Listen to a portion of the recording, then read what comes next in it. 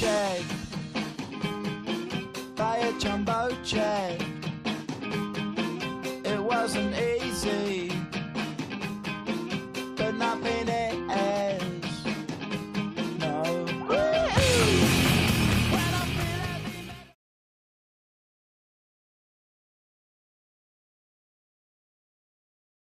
Hola a tots i benvinguts a un nou videotutorial. Estem en Història Contemporània d'Espanya de quart de l'ESO, en l'apartat número 9, que fa referència a l'Espanya d'entre el 1902 i el 1939.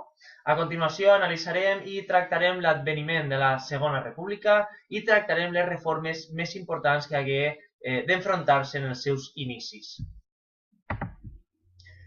Bé, d'entrada, com es proclamà la República i quins foren els seus inicis?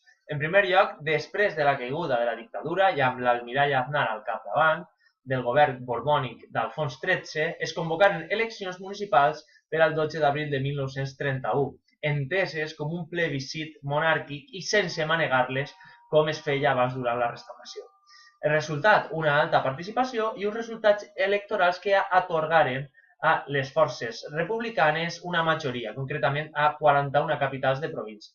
Aleshores, el rei, amb el document que tenim en la nostra esquerra, hagué d'abdicar davant d'aquesta realitat i marxar cap a l'exili i el 14 d'abril del 1931 es proclama la Segona República Espanyola.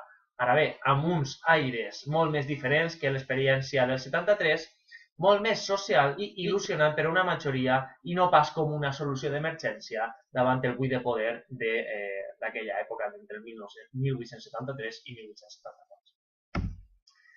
Bé, el nou govern s'establí amb membres republicans i socialistes, els vencedors de les eleccions, i s'iniciaren un seguit de reformes com ara la legalització de tots els partits polítics, com tot l'elenc que tenim en el nostre quadre de la nostra esquerra, una amnistia general per als presos polítics de la dictadura, la creació de la Generalitat de Catalunya o millores en les condicions socials i laborals.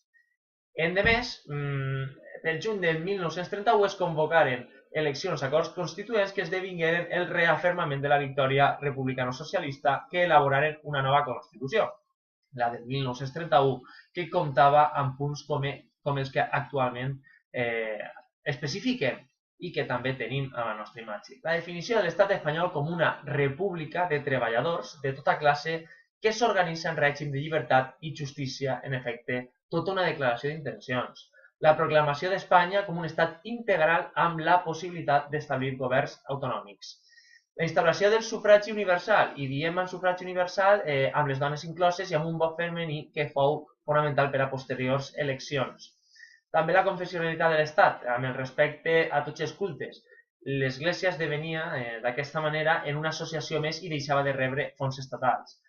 La instauració de tot un seguit de drets individuals i llibertats públiques i la creació d'un Estat amb un poder legislatiu amb una sola cambra, les Corts, i un executiu que nosaltres anomenem com bicèfal, amb un president de la República, triat per a 5 anys, i un president de govern que dirigia l'acció d'aquest amb un Consell de Ministres. És a dir, és diferent el president de la República, que és com la màxima institució de l'Estat, i pot ser d'un partit diferent al president del govern, que és l'òrgan executiu que du la política interior, la política exterior i demés en el dia a dia. Nicet d'Alcalá Zamora, republicà catòlic conservador, fou triat el primer president de la República, mentre que Manuel Azaña, d'esquerres i republicà, heus així el que estàvem dient anteriorment, fou nomenat president del govern integrat per republicans, socialistes i nacionalistes, donant el tret d'eixida al bienni reformista entre el 1931 i el 1933. Així doncs, durant aquesta etapa, la del bienni progressista, el govern d'Azaña posà en funcionament una bateria de mesures encaminades a modernitzar l'Estat i equiparar-se amb la resta de països europeus.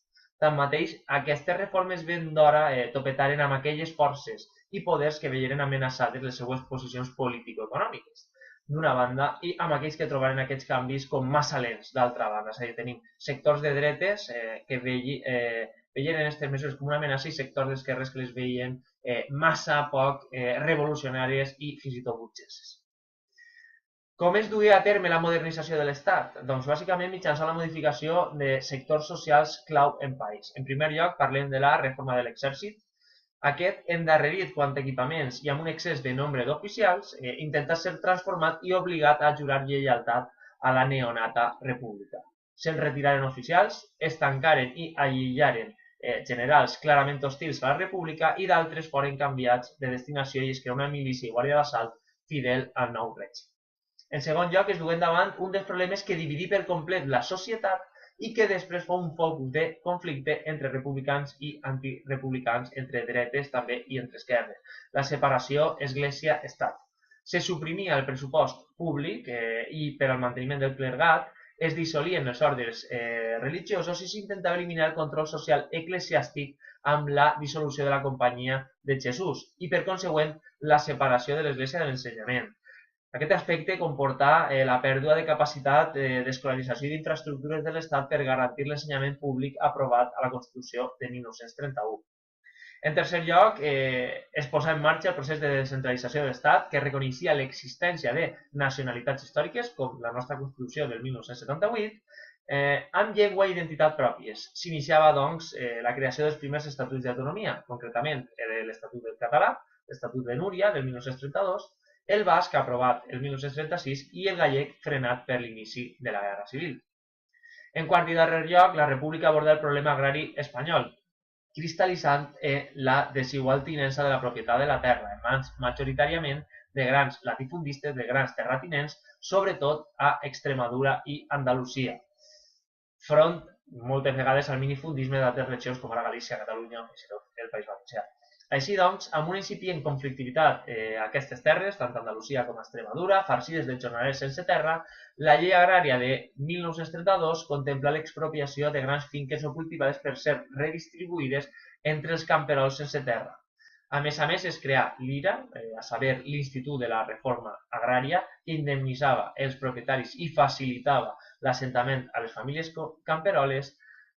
Amb tot, i comptat i debatut, els pocs fons disponibles per indemnitzar els afectats i els nombrosos plets d'aquests propietaris ralentiren el procés fins a fer-ho gairebé inviable.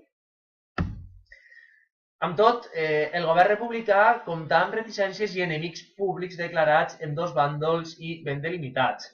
Els directament amenaçats per les reformes, en efecte, grans propietaris agrícoles, la jerarquia eclesiàstica de l'Església Catòlica, bona part de l'exèrcit i amples sectors de capes altes i mitjanes que sentien amenaçats el seu estatut, que de fet l'any 1932 el règim republicà havia d'enfrontar-se a un colp militar d'estat comandat pel general Sanjurjo.